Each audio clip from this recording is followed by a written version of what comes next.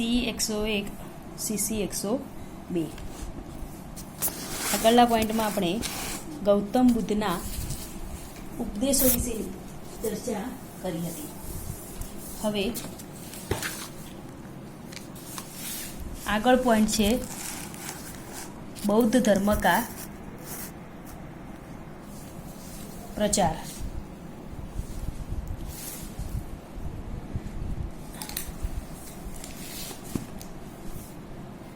खर्चीले यज्ञों धार्मिक आडंबर तथा ऊंच नीच की भावनाओं से त्रस्त मानवता के लिए महात्मा बुद्ध के सरल तथा व्यवहारिक उपदेश ने जादू का काम किया. शीघ्र ही धर्म के अनुयायी देश के कोने कोने में भर गए. भारत में ही नहीं बल्कि आगे चलकर बौद्ध धर्म एशिया के बड़े बड़े भाग चीन, बर्मा, तिब्बत आदि देशों का जन धर्म बन गया. बौद्ध धर्म के इस व्यापक प्रसार के अनेक कारण थे. यानी कि गौतम बुद्ध का जो प्रचार था वो देश के कोने कोने तक वो फैल गया. बौद्ध धर्म के सिद्धांत सरल, नैतिक तथा व्यवहारिक थे. यानी कि जो बौद्ध धर्म के जो सिद्धांत थे वो सरल भाषा में, नैतिक और व्यवहारिक भाषा में दिए गए थे. ये उपदेश सरल जन भाषा में दिए गए थे जिन्हें सर्वसाधारण जनता भी सहज ही समझ सकती थी. बुद्ध के समकालीन राजाओं जैसे यानी कि गौतम बुद्ध जो थे उनके समकालीन यानी कि उनके समय में बिंबिसार, अजातशत्रु, प्रसेनजीत, उदयन, शुद्धोधन आदि ने बौद्ध धर्म स्वीकार किया. यानी कि बुद्ध धर्म के जो उनके समकालीन जो भी राजा थे उन्होंने भी बौद्ध धर्म को स्वीकार किया. उनकी प्रजा ने भी बौद्ध धर्म स्वीकार कर लिया. बाद में अनेक शासकों ने जैसे अशोक, कनिष्क आदि ने बौद्ध धर्म को राजधर्म बनाकर इसके प्रचार के लिए देश विदेश में बौद्ध भिक्षु भेजे. यानी कि बौद्ध धर्म जब फैला हुआ था उसके बाद में मौर्य वंश के सम्राट अशोक जो थे उन्होंने और कनिष्क ने बौद्ध धर्म को राजधर्म बना दिया. यानी कि सभी राज्य में बौद्ध धर्म का प्रचार करने के लिए देश विदेश में सारे देश विदेश के अंदर बौद्ध भिक्षुओं को भेजा गया. कनिष्क के युग तक बौद्ध धर्म मध्य एशिया और चीन तक फैल गया. यानी कि जब कनिष्क का जो शासनकाल था उसके शासनकाल में तो बौद्ध धर्म मध्य एशिया और चीन के देश में भी फैल गया. आज इस धर्म की गणना विश्व के प्रमुख धर्मों में होती है. बौद्ध धर्म प्रचार में बौद्ध सभाओं का महत्वपूर्ण योग है. ऐसी 4 सभाएं हुई जिनमें बुद्ध के उपदेशों का समय समय पर संग्रह तथा समयानुसार संशोधन भी हुआ। यह धर्म नया रूप, नई जीवन और नया उत्साह पाकर बढ़ता गया। यानी कि जो ये बौद्ध धर्म का ये जो उपदेश था वो उसका संशोधन भी हुआ था। यह धर्म यानी कि आज ये धर्म जो है उसने नया रूप, नया जीवन और नया उत्साह पाकर सभी से ये धर्म बहुत आगे ही आगे बढ़ता गया। प्रथम सभा राजगृह में हुई जिसमें बुद्ध के उपदेशों का संकलन किया। यानी कि जो प्रथम सभा थी वो राजगृह में हुई और उन्होंने बौद्ध के उपदेशों का संकलन किया गया और उन्हें उपदेश, शासन तथा सिद्धांत के 3 भागों में यानी कि त्रिपिटक नाम से रखा गया। उन्होंने जो उपदेश दिया था वो उपदेश को शासन तथा सिद्धांत के 3 भागों में त्रिपिटक नाम से उनको रखा गया। दूसरी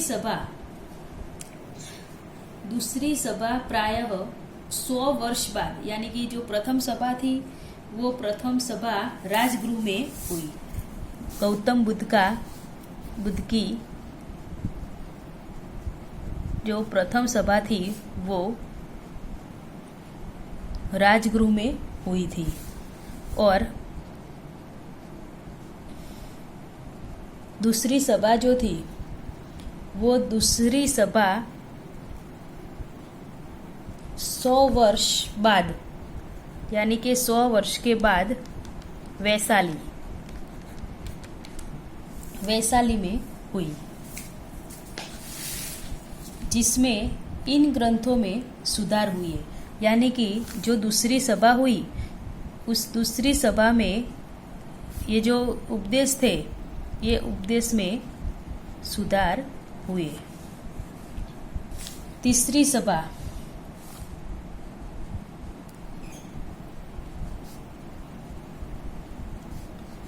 तीसरी सभा थी वो महाराजा अशोक ने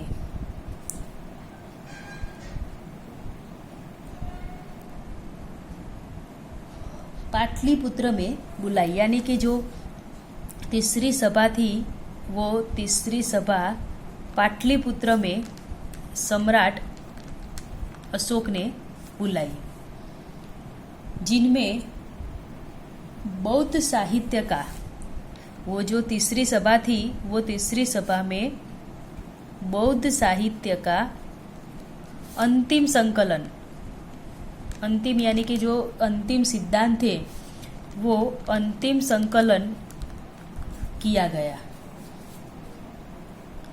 चौथी सभा जो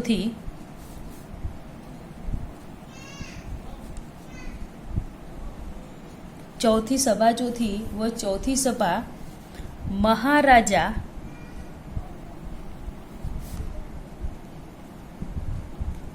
कनिष्क के शासनकाल में हुई। यानी कि चौथी सभा थी वो महाराजा कनिष्क के शासनकाल में हुई, जिसमें इस सभा में प्राचीन बौद्ध ग्रंथों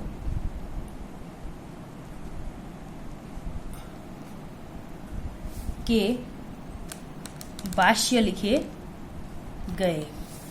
यानी कि गौतम बुद्ध का जो प्रचार हुआ उस प्रचार में प्रथम जो सभा थी बौद्ध धर्म का उपदेश देने के लिए वो राजगृह में हुई। जब राजगृह में ये सभा हुई यानी कि उसका प्रचार हुआ तो उसमें राजगृह में गौतम बुद्ध के उपदेशों को संकलन किया गया। दूसरी सभा थी वो राजगृह के बाद यानी कि प्रथम सभा के 100 वर्ष के बाद दूसरी सभा वैशाली में हुई, जिनमें ये जो बौद्ध धर्म के उपदेश के जो ग्रंथ थे उसमें सुधार हुए। तीसरी सभा थी वो पाटलिपुत्र में हुई और महाराजा सम्राट अशोक ने उसका निर्माण किया। तीसरी सभा जो पाटलिपुत्र में हुई वहाँ बौद्ध साहित्य का अंतिम संकलन उस सभा में हुआ था। और चौथी जो बौद्ध सभा है वो महाराजा कनिष्क के शासनकाल में हुई और उनमें प्राचीन बौद्ध ग्रंथों का निर्माण संकलन किया गया।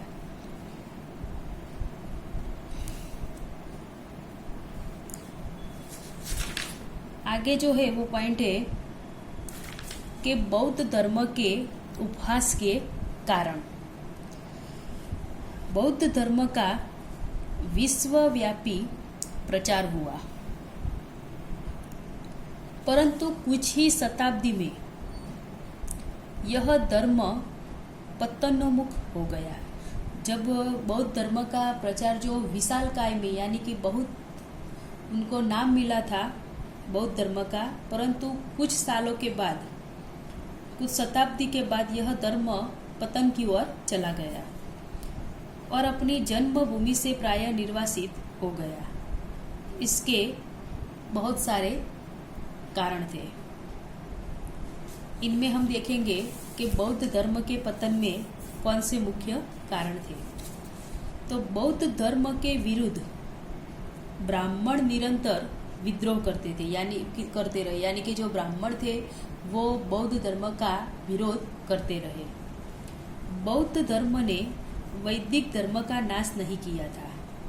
निसंदेह अशोक, कनिष्क तथा हर्ष के शासन काल में वैदिक धर्म का दीप मंद पड़ गया था, परंतु समय आने पर यह धर्म पुनः शक्तिशाली हो गया। पुष्यमित्र, गुप्त सम्राट तथा राजपूत राजाओं ने वैदिक धर्म के प्रचार में काफी सहायता की भी। यानी कि बौद्ध धर्म के पतनमुख में कारण में हम देखेंगे तो ब्राह्मण जो थे वो उनका विरोध करते थे। बौद्ध धर्म ने वैदिक धर्म का नाश नहीं किया था, यानी कि जब बौद्ध धर्म अस्तित्व में आया तो उन्होंने वैदिक धर्म का नाश नहीं किया था। सम्राट अशोक, कनिष्क तथा हर्षवर्धन के शासन काल में वैदिक धर्म का दीप मंद पड़ गया था। यानी कि अशोक, कनिष्क और हर्षवर्धन के शासन काल में जो वैदिक धर्म था, वेदकालीन जो धर्म था, उनका जो उजाला था वो धीमे धीमे मंद हो गया था। परंतु जब समय आने पर वह वैदिक धर्म भी शक्तिशाली हो गया। पुष्यमित्र, सम्राट, गुप्त सम्राट तथा राजपूत राजाओं ने वैदिक धर्म के प्रचार में काफी सहायता की थी। दूसरा कारण देखेंगे, आरंभ में बौद्ध भिक्षु बड़े कर्मठ थे, परंतु बाद में ये आरा मतलब हो गए। यानी कि शुरुआत में जब बौद्ध धर्म अस्तित्व में आया तब उनके जो बौद्ध भिक्षु थे वो बहुत अपनी कर्तव्य निष्ठा से काम करते थे, लेकिन धीरे धीरे यानी कि समय आने पर उन्होंने ऐशो आराम में अपना जीवन व्यतीत करना शुरू किया। आरंभ में वे त्यागी और आदर्श महात्मा थे। शुरुआत में यानी कि उसका शासन शुरू हुआ तो उस वक्त वो एक आदर्श महात्मा की भांति वो जीवन व्यतीत करते थे, परंतु बाद में विलासी, भोगी और संसारी बन गए। लेकिन उसके बाद में वो विलासी, भोगी और संसारी बन गए। आरंभ में बौद्ध धर्म एक संप्रदाय था, यानी कि शुरुआत हुई तो उस शुरुआत के शासनकाल में बौद्ध धर्म एक संप्रदाय था, परंतु कनिष्क के समय में यह दो संप्रदायों हीनयान और महायान में बट गया। किसके शासनकाल में? तो आगे हम देखेंगे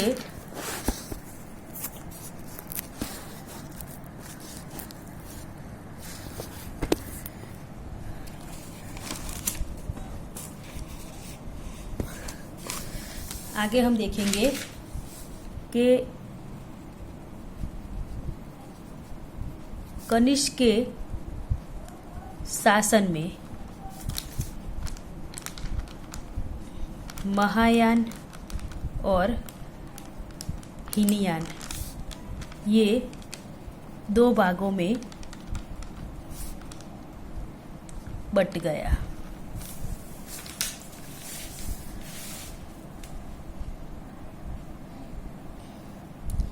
बौद्ध भिक्षुओं के इस नैतिक पतन से ब्राह्मणों ने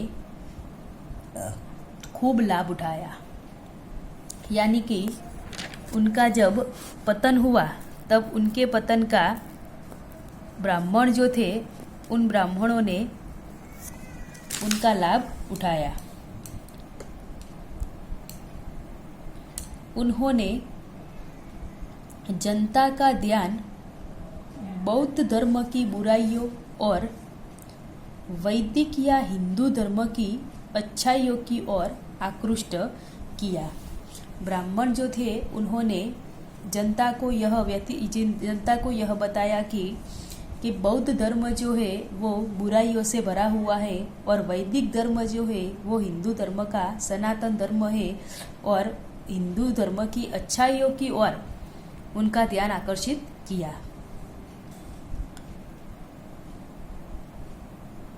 शंकराचार्य और कुमारिल भट्ट जैसे उद्भट विद्वानों ने बौद्ध धर्म की धज्जी उड़ा दी।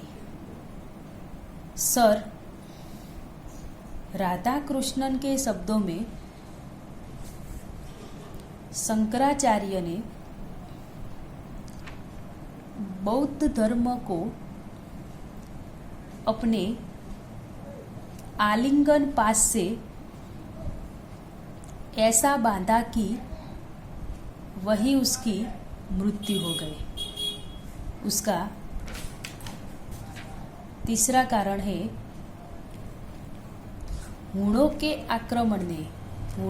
आक्रमण ने खासकर मिहिर कुल के आक्रमण ने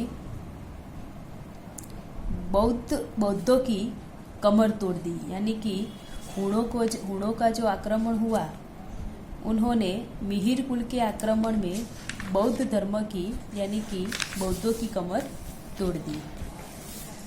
उसके बाद में जो कारण है आगे चलकर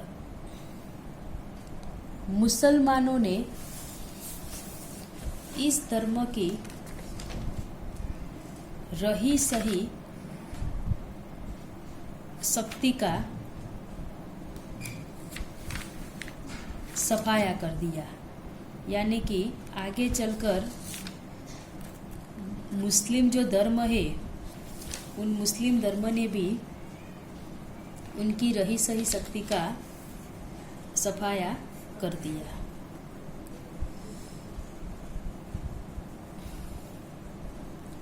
बौद्ध धर्म के भारत में विनाश का प्रमुख कारण यह था कि बौद्ध धर्म कोई नवीन धर्म नहीं था।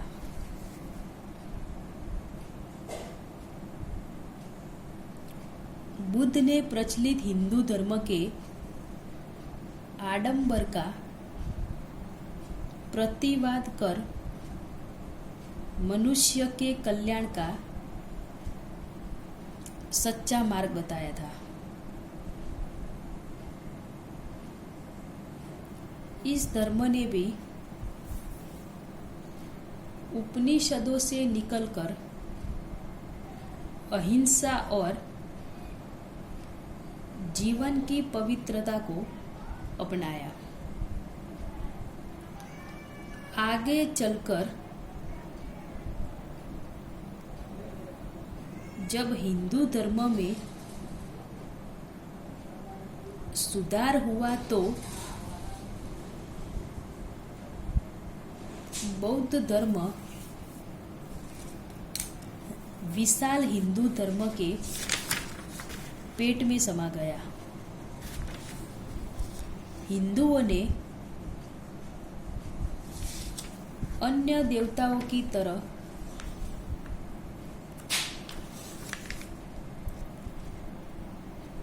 गौतम बुद्ध की पूजा भी प्रारंभ कर दी और उन्हें भी भगवान के अन्य अवतारों में एक अवतार मान लिया। ऐसे ही गौतम बुद्ध के इस प्रचार में गौतम बुद्ध का ये जो छठी शताब्दी का जो ये आंदोलन था उसे धार्मिक क्रांति की भी कहा जाता है।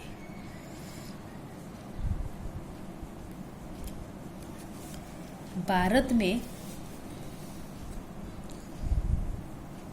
धार्मिक आंदोलन का सबसे प्रखर रूप हम भारतवर्ष में पाते हैं। हम पढ़ चुके हैं कि उत्तर वैदिक काल में वैदिक धर्म का रूप बहुत ही जटिल और पेचीदा हो गया। कर्म कांड को प्रधानता और बलि तथा आदि धार्मिक अनुष्ठानों के कारण समाज में विचारशील व्यक्तियों की आत्मा विद्रोह कर उठी थी और प्रचलित धर्म के विरुद्ध प्रतिक्रिया स्वरूप उन्होंने उपनिषदों का ज्ञान सामान्य जनता तक नहीं पहुंच सका। सामान्य जनता अपनी धार्मिक भूख मिटाने के लिए सरल और लोकप्रिय धर्म की खोज में थी। यानी कि सामान्य जनता जो थी वो धार्मिक क्रांति के लिए तत्पर हो गई थी और वो भी धर्म की खोज में थी।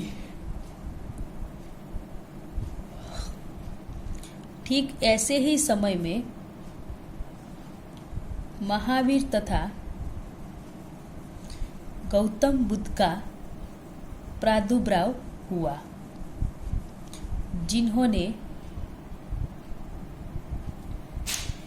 वैदिक धर्म की बुराइयों के विरुद्ध आवाज बुलंद की।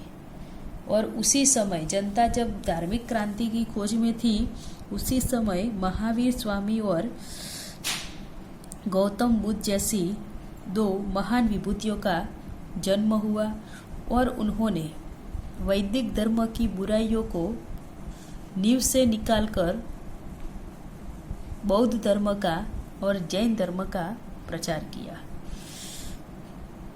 उस समय तक वैदिक यज्ञों और हिंसात्मक रीत रिवाजों के विरुद्ध अनेक संप्रदायों का जन्म हो चुका था।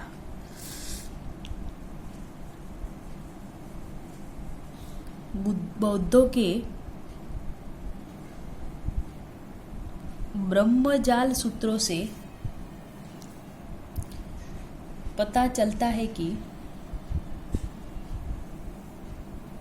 जब गौतम बुद्ध ने अपने धर्म का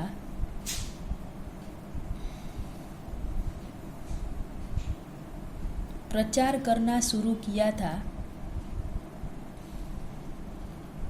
उस समय देश में 62 संप्रदाय जीवित थे। गौतम बुद्ध का ब्रह्मजाल नाम का ब्रह्मजाल सूत्र नाम का जो ग्रंथ है, उस ग्रंथ से हमें यह मालूम होता है कि जब गौतम बुद्ध ने बौद्ध धर्म के प्रचार करना शुरू किया तो उस समय देश के अंदर 62 जैसे संप्रदाय जीवित थे।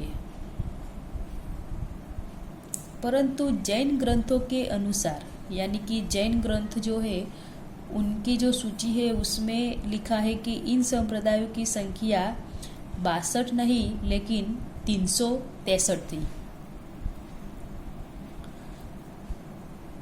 महावीर और बौद्ध के द्वारा प्रवर्तित जैन और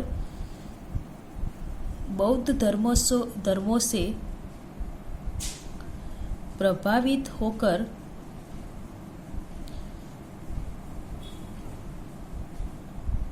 उस समय के अन्य धार्मिक संप्रदाय छिन्न भिन्न हो गए।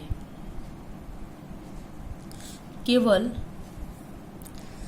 जैन और बौद्ध धर्म बचे रहे, जो अब तक मानव जाति के एक बड़े भाग को अपने उपदेशों से प्रभावित कर रहे हैं। वैदिक धर्म की जटिलता। पूर्व वैदिक काल में वैदिक धर्म सरल था, परंतु उत्तर वैदिक काल में धार्मिक नियमों और